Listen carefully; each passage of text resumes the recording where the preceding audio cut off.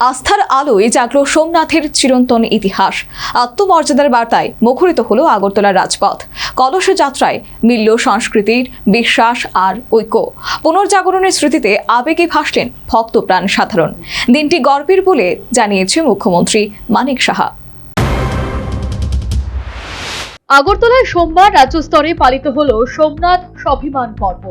আধ্যাত্মিক আবহ আর ভক্তিময় পরিবেশে অনুষ্ঠিত হয় বর্ণাঢ্য কলস যাত্রা। লক্ষ্মীনারায়ণ মন্দির ঘাট থেকে শুরু হওয়া এই শোভাযাত্রা শহরের বিভিন্ন পথ পরিক্রমা করে সেন্ট্রাল রোডের শিব মন্দিরে এসে সমাপ্ত হয়। ধর্মীয় সঙ্গীত, শঙ্খধ্বনি এবং ভক্তিমূলক আবেগে মুখরিত হয়ে ওঠে গোটা পরিবেশ। রাজ্য স্তরের মূল অনুষ্ঠানে উপস্থিত ছিলেন মুখ্যমন্ত্রী ডক্টর মানিক সাহা সহ বিশিষ্ট ব্যক্তিরা। অনুষ্ঠানে বক্তব্য রাখতে গিয়ে মুখ্যমন্ত্রী বলেন, এই দিনটি শুধু একটি ধর্মীয় অনুষ্ঠান নয়, এটি আত্মমর্যাদা, গর্ব এবং ভারতীয় চেতনার পুনর্জাগরণের প্রতীক।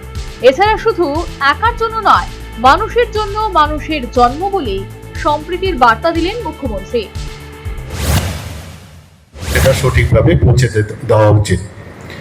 প্রযুক্তি আছে, নতুন নতুন প্রযুক্তি আসবে, কিন্তু প্রযুক্তি থাকবে, কারণ বিশ্বের সাথে আমাদের তার কম্পিটিশন করতে হবে, কিন্তু নিজের যে শিকড় সেটাকেও যেন কোনো অবস্থা আমরা ভুলে না যাই।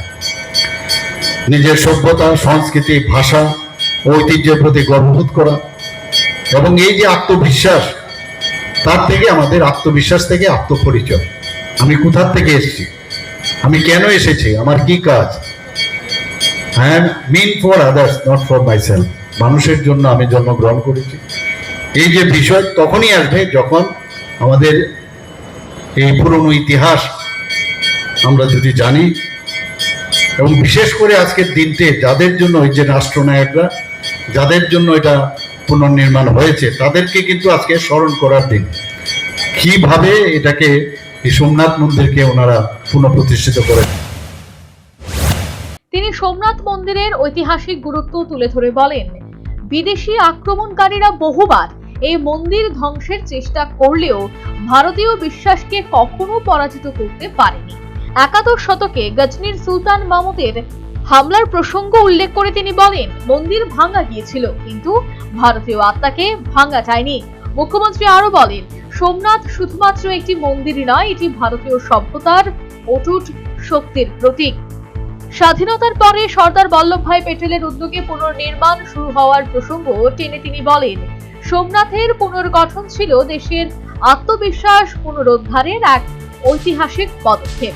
অনুষ্ঠানে আধ্যাত্মিক ঐক্য, সংস্কৃতির ধারাবাহিকতা এবং জাতীয় চেতনার বার্তা বিশেষভাবে উঠে আসে। একই সাথে শিবলিঙ্গে জলাভিষেক করলেন মুখ্যমন্ত্রী। সর্বোপরি ভক্তদের অংশগ্রহণে আগরতলায় সোমবার যেন এক নতুন আধ্যাত্মিক জাগরণের আবহ তৈরি হলো। Bureau report, news vanguard.